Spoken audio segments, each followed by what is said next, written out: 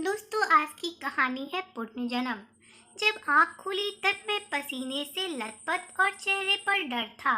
सपना इतना डरावना था कि मेरी चीख निकल गई।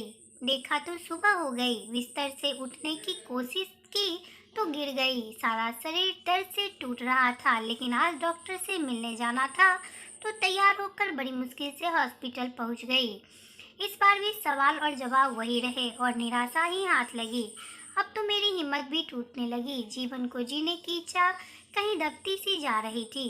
जीवन मृग तृष्णा सा होता जा रहा था। इतना सोचते सोचते डॉक्टर के कमरे से निकली तो माँ बाप पापा पर नजर पड़ते ही उनकी आंखों में खोने का डर देखकर दोबारा जीने की ललक पैदा हो जाती है और मैं निराशा के अंधेरे से पैर आशा के संसार की ओर चलने लगते हैं। अब तो चेहरा भी मेरे जीवन की कहानी कह रहा था। आज फिर कुछ महीनों बाद जब मैं हॉस्पिटल पहुंची तो काफी देर इंतजार करना पड़ा, लेकिन डॉक्टर को देखते ही वही सवाल मिला, क्या? लेकिन कुछ देर की चुप्पी तो तोड़ती आवाज मिल गया। इतना सुनते ही मैं पुनर्जन्म की यात्रा पर निकल गई।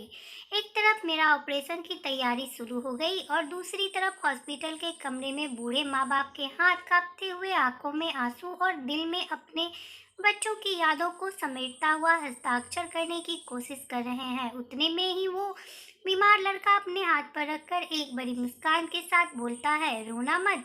ऑपरेशन थिएटर की लाइट बंद होते ही मेरा पैर दरवाजे की तरफ बढ़े। सभी के चेहरे खुशी से चमक रहे थे। तभी मेरी नजर पीछे खड़े दो अनजान लोगों पर गई। वो मेरी तरफ ही बढ़ रहे थे। करीब आकर माथे को चूमते हुए बोलते हैं, तुम हमारे बेटे का पुनर्जन्म हो, क्योंकि भले ही हमारा बेटा चला गया लेकिन दिल अब भी तुम्हारे अंदर धड़क रहा है। जुग जुग जियो बेटी। मैंने भगवान और उस परिवार को पुनर्जन्म के लिए धन्यवाद किया और फिर जीवन जीने की दौड़ में शामिल हो गई। अगर आपको मेरा ये छोटा सा प्रयास अच्छा लगा तो आप मेरे चैनल को लाइक शेयर और सब्सक्राइब जरूर करें। साथ ही बेल आइकन को प्रेस करें और कमेंट करके ये बताना ना भूलें कि आपको ये कहानी कैसी लगी।